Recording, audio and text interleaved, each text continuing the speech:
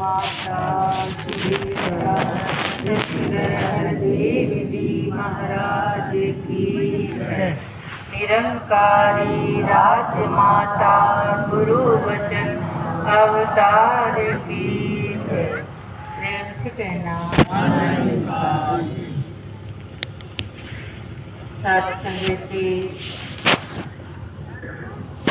मित्रपुर की पावन धरती पर हम सब बैठ करके निरंकार प्रभु पिता परमात्मा का गुणगान कर रहे हैं।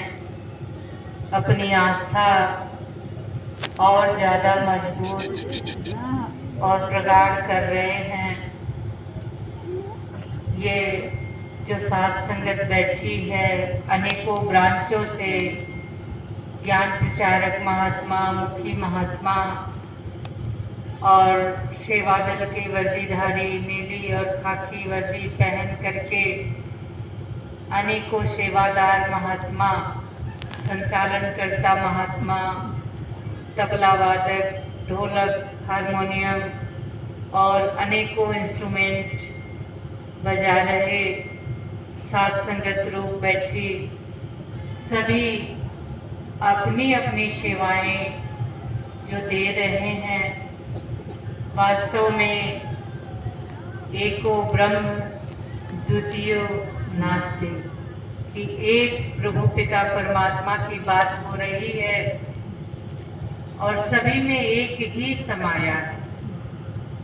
अभी हमारे अमरनाथ भाई साहब जी ने एक बड़ा सुंदर सा शब्द रखा कि मित्तुपुर और रामनगर खुरचंदा के सौजन्य से बहुत खुशी हुई कि ये मिलजुल करके जो कार्यक्रम किए जाते हैं और जो नुमाइंदगी अनेकों ब्रांचों से सुल्तानपुर तक, अखंड नगर तक आप देख रहे हैं कि इस रूप में जो प्रेम दिखाई दे रहा है, वास्तव में गुरु का शुक्राना ये गुरसिक कर रहे हैं कि जो एक गुरसिक होता है उसका जीवन, जो मानव होता है उसका जीवन गुरसिक बनने के लिए ही होता है।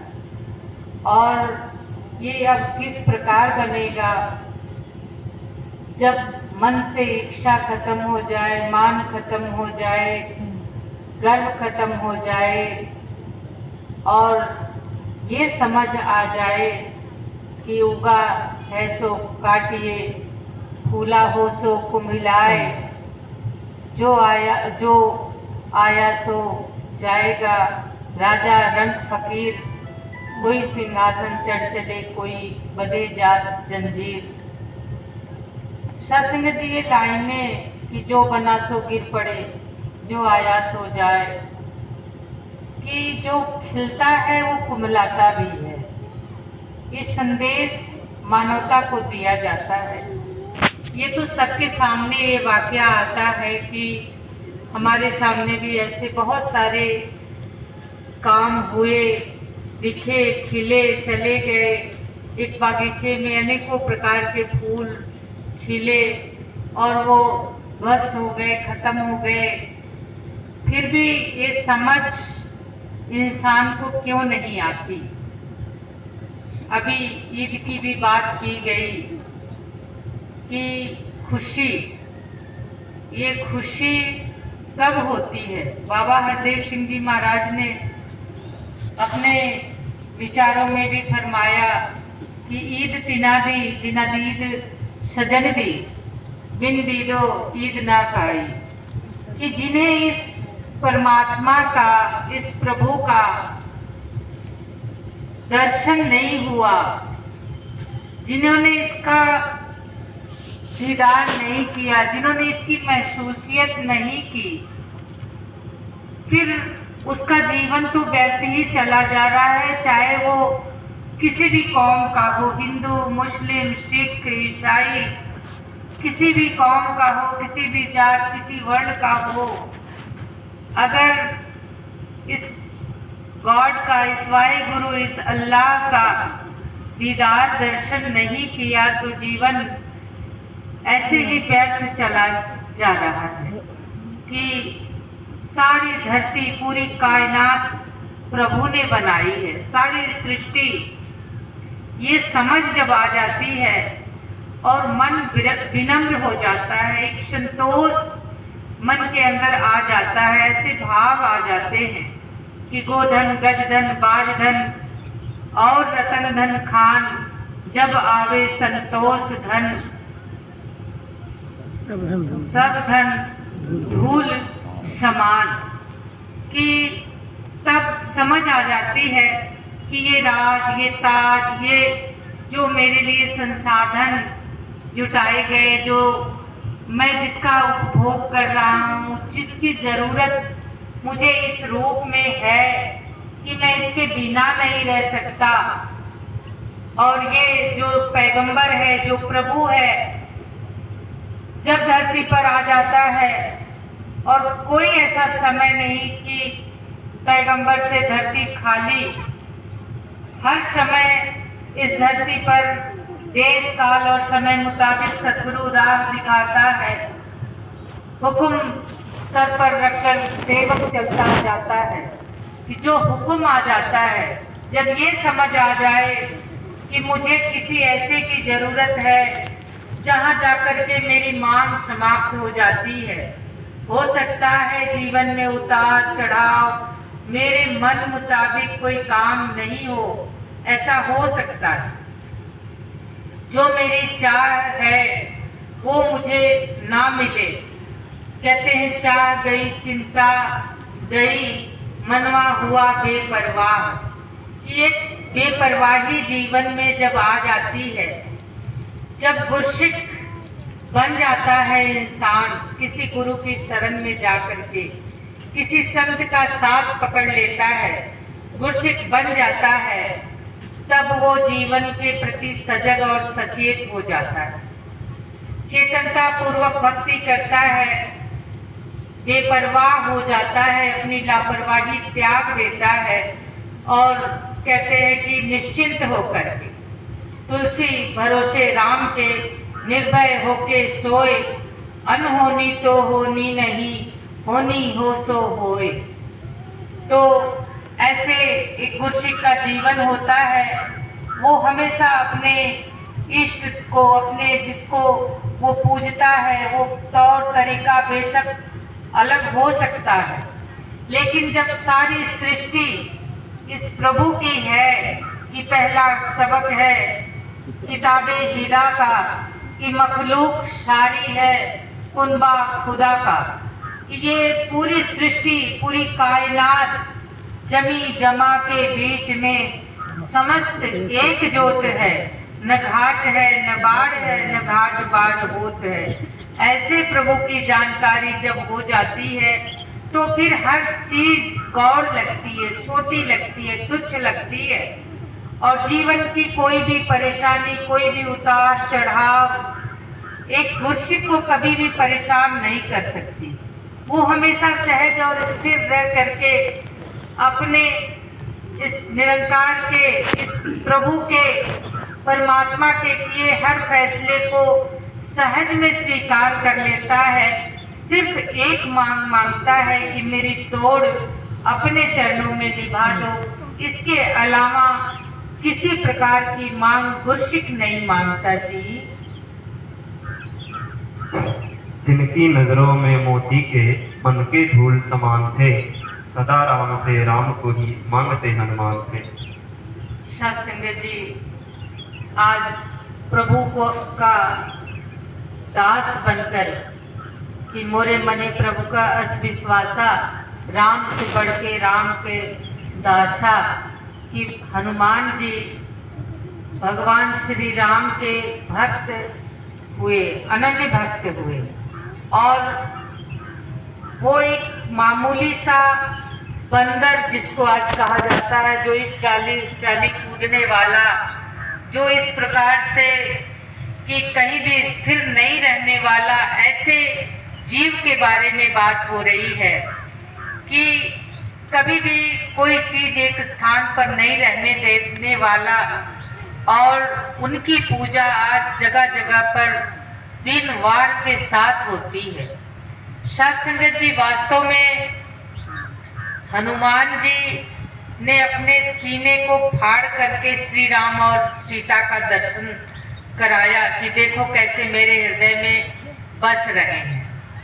आज सीना फाड़ने की जरूरत नहीं है, क्योंकि एक समझ सद्गुरु ऐसी दे रहे हैं कि निरंकार तो जर्रे जर्रे में है, लबालब भरा हुआ है।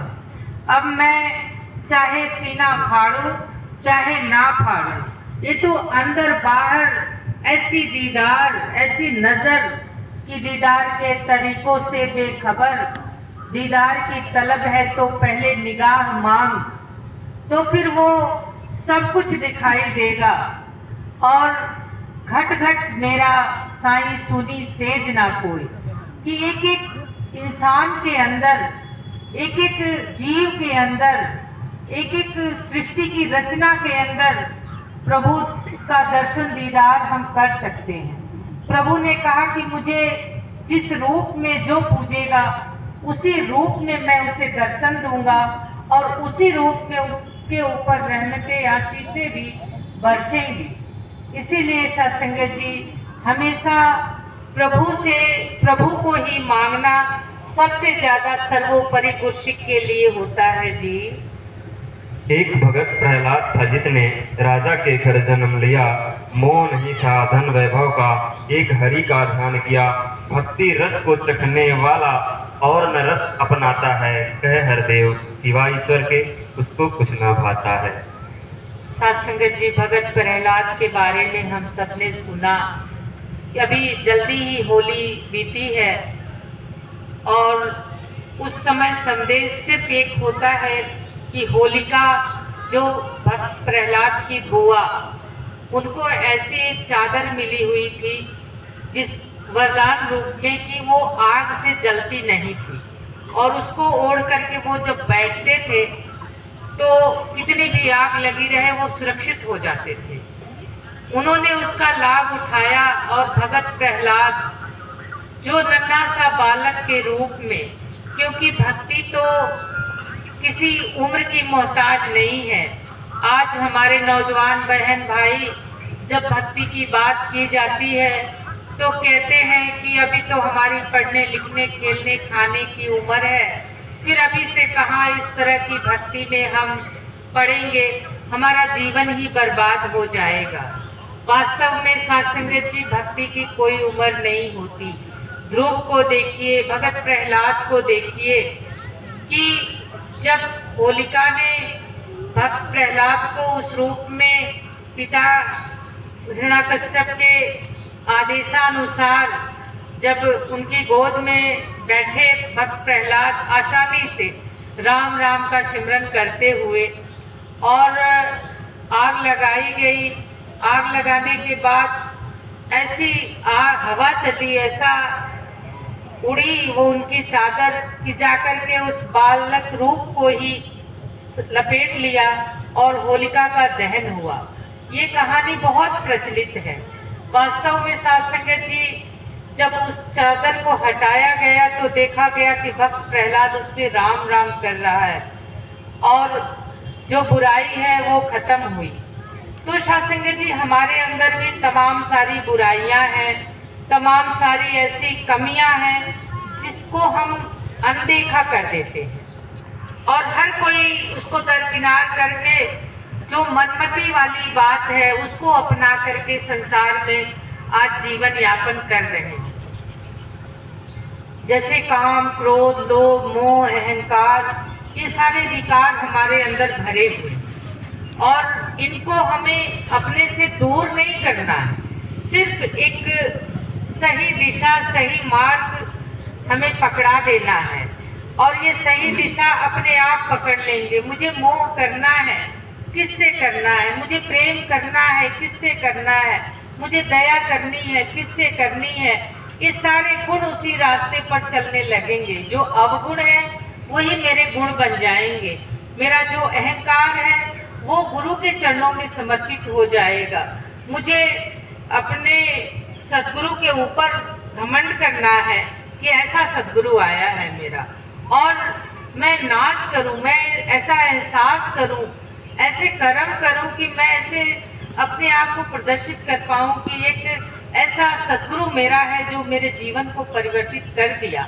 मैं भी तो मांग मांगता हूँ, मेरे गुरसिक भी तो मांग मांगते हैं कि मेरा जीवन सुखी हो जाए, मेरे संतों का जीवन सुखी हो जाए। अभी अनेकों संत महात्मा गुरसिक यहाँ खड़े होकर के आदरणीय भाई अमरनाथ जी के लिए बहुत सारी आशीषें मांगी। तो सत्संग जी, ये भी तो मांग है, ये भी तो चाह है। तो ऐसी चाह हम सब रखें, क्योंकि आज के सदगुरु यही चाह रहे हैं कि सबका जीवन खुशहाल हो, सुखी हो, और जीवन में कोई उतार चढ़ाव आए तो मेरा गुरसिक स्थिरता से किसी भी हलचल के बिना ही अपने आप को ठीक ठाक कर पाए। अभी आदरणीय हमारे जलालपुर के मुखी साहब जी ने बहुत सुंदर रूप से हमें समझाया कि ये जीवन कितना अनमोल है, कि भाई परापत मानुष देहुरिया, गोविंद मिलन की ये तेरी बरिया, अवर काज तेरे किते न काम, मिल साध संग भज केवल नाम। कि ये जो इंसान का जन्म मिला है, पूरी सृष्टि पर इंसान का जन्म मिला है, और सिर्फ इसलिए मिला है कि प्रभु को जान लो। जब हम यहाँ आए तो प्रभु को एक तरफ कर देते हैं, अपनी जरूरतों को आगे कर लेते हैं। और सतगुरु माता सुदीक्षा जी महाराज हमें समझा रहे हैं कि ये तो आपको यूं ही मिलने वाला है। सिर्फ अपने जीवन जीने के तौर तरीकों को, अपने जो समेटने वाली जो आदत है, इनको हम संभाल पाए, और जैसा सतगुरु चाह रहे हैं वैसा जीवन कि अवर काज